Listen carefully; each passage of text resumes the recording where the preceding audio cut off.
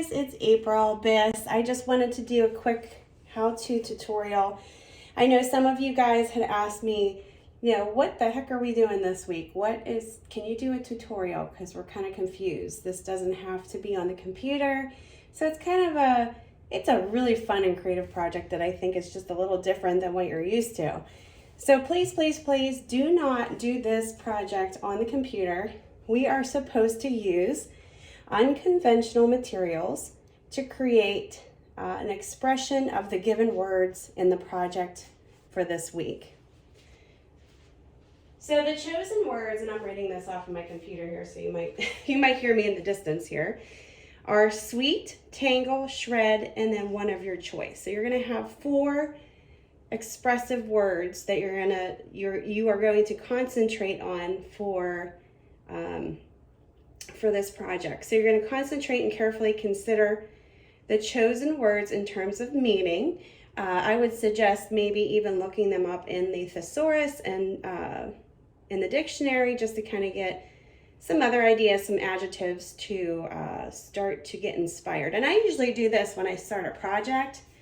And in design, when I get a project, one of my brainstorming steps in my design process is writing down an adjective list, something that comes into mind when I think of whatever I am designing for.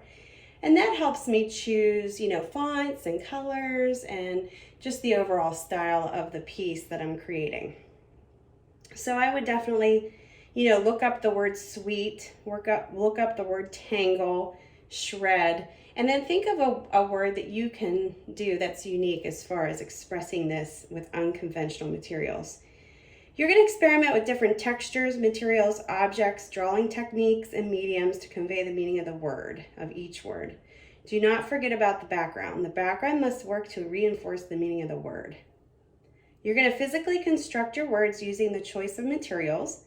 Apply techniques that reinforce the meaning of the word. So you can cut, collage, photocopy, paste, scratch, etc.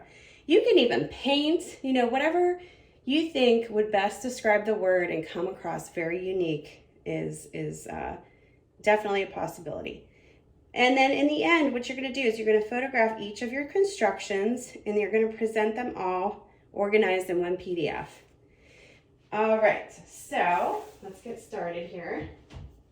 And I'm just going to show you a couple things that, I actually have tried this in my past classes for my master's. We were to do an unconventional project too. And it was for a book cover, which was kind of neat because, sometimes we think as designers, we do everything on the computer, but sometimes that's not always the best choice. Sometimes it's a mixed media project. So what I have here is just a basic piece of paper. And, you don't have to use a plain piece of paper, but just for purposes of showing you guys quickly, I think this is the easiest way to show you. And then I have a tray here because it's going to get kind of messy. All right. So for the word sweet, obviously I think of candy and, all the sweet stuff that you can interpret, candy pieces.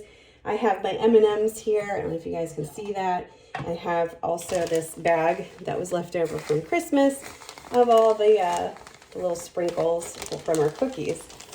So I thought, well, maybe I can do something like this, where I take all the sprinkles and I go ahead and sprinkle it on this piece of paper in a big mound. This is going to get messy. If you have kids, they might want to be involved in this project. They'd love it. And it's just a new way to interpret the words here and expressions in a unique and creative way. So I'm just spreading this out so I have enough room to spell out my word. If you have templates, like a little tracing template, I was trying to find, I have a 7-year-old daughter, and I know she has tons of letter templates, like little traceable letters that you can use. What are they called? I need more coffee today. Like little templates with words, like the alphabet on there. If you have that, that's awesome. You can use that as your, kind of something that you can pour stuff on top of and lift up so that you can spell the word. But I'm going to do this with my hand, and I'm going to do the word sweet as best as I can. I don't know how this is going to turn out, but I might have to have more room here. And this is all part of the process. Okay, now see, the S came out really well, but the E and the T didn't go out really well. So I'm going to kind of go back. Spread this out just a little bit more. You might need a bigger piece of paper, or you could do it on parchment paper. Ooh. What's nice about this is you can always go back and refine. And make sure that you can see it, because I think that's one of the things with this is you want to make sure the letters are readable. That could be a challenge here. Maybe I just need to get some type of tool to help me spread out the letters here instead of my fingers. That's starting to be good. And I just want to get that contrast so I can read the letters here.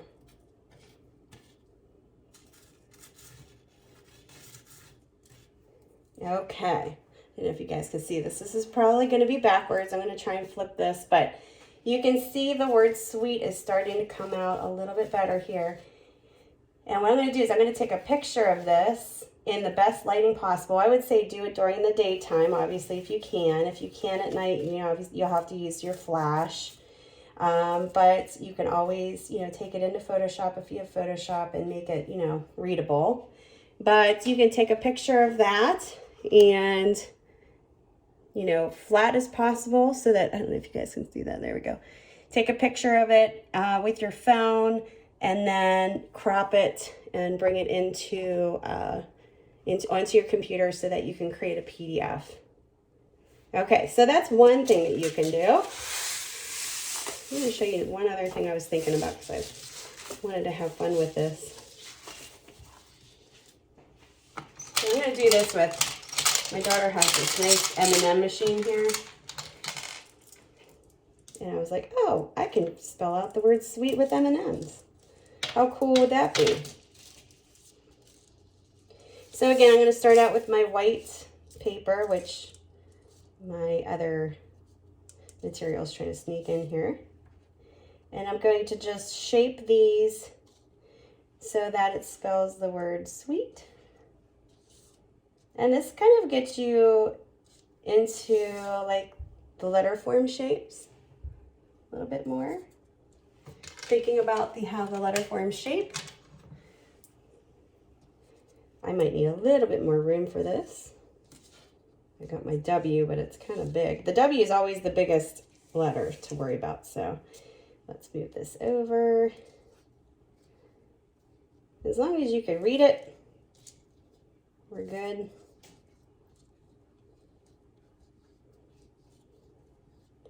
Where the W goes up.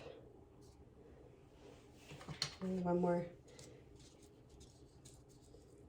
W will be the challenging one.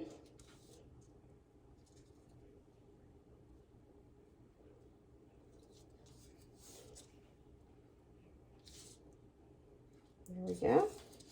I just needed these extra ones in there. I think that's a little bit better. I need one more extra one. Maybe.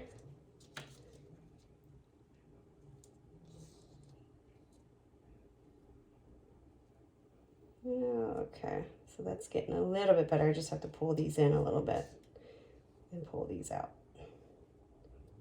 It's more challenging than you think it would be. So that's the S, that's the W. Oops, I just dropped one.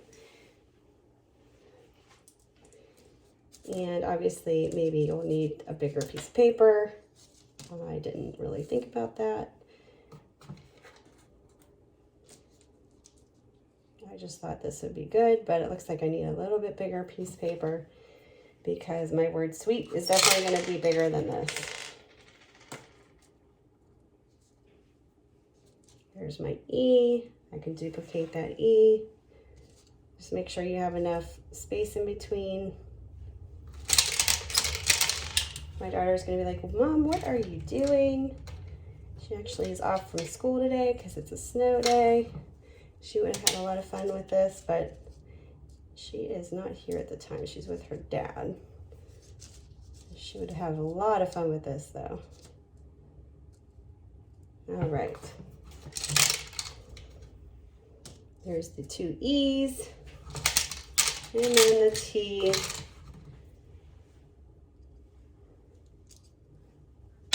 Ah, there we go. So when I did the book cover for one of my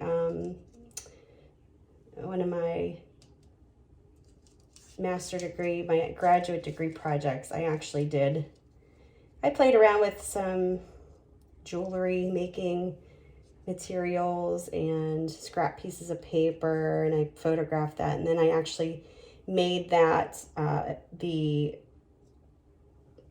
background of my book cover. So it came out pretty cool. There's the word sweet using M&Ms. Probably could manipulate it a little bit better, but this is what I came up with very quickly for you guys. So think about materials that you can use. I'm gonna go ahead and pour this back in. That would represent the word sweet. Maybe even the background could be something sweet. That could support the word even more. You know, I just came up with something that's highly contrastable for you guys to look at on video. So that would be sweet. Now the word tangle, think about things that tangle. I actually have a bunch of wire that I, collected while I was trying to make jewelry. And this kind of looks tangled up. I could do something with this where I can shape this wire to the word tangle. Think about yarn. Think about anything that deals with the word tangle, or it's kind of intertwined and it looks tangled up. Now this is nice because you can shape this wire so that you can, let me get scissors here, so that you can actually shape the wire to the words.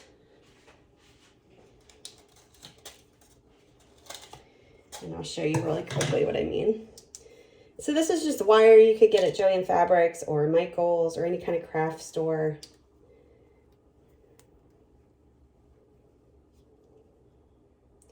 And again, this is this is something you can manipulate. And I'm going to do the word, or the letter T for tangle here.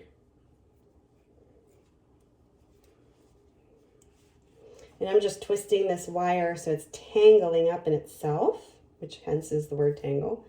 And I'm trying to shape the T, the T letter. Now this is a little bit thinner. I probably would make it a little thicker if I had more time. But I just wanted to show you real quick how cool this will look once I spell the word tangle out. This would be like the letter T. Let's zoom in here because I know it's really light to see. But then I could spell the word A, N, G, and so on and so forth. So something very easy that you can do if you have something like this. It could be yarn, it could be string, it could be, I don't know, noodles of spaghetti.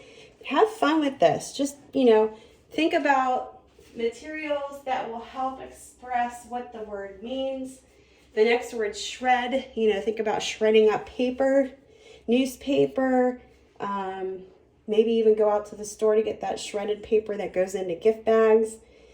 Think about all the things that come into mind when you think shred. And then pick a word for yourself for the fourth one. And, make sure you have the materials for it. This is where you get really creative, and I can't wait to see what you guys come up with. But like I said, don't make it too much of what it is. I know a lot of you guys might be freaking out because it's like, okay, well, don't do this on the computer. That's really weird. But this is just another creative way to express meanings of words, and also gives you an insight of, okay, we don't always have to use the computer as a final result for design concepts and typography. We can actually go outside of the box and do something even more creative with different mediums. So, all right, let me know if you have any questions. I'm going to post this in announcements so you guys have this, and hopefully it will clarify a lot of questions that you might have. Thanks, guys.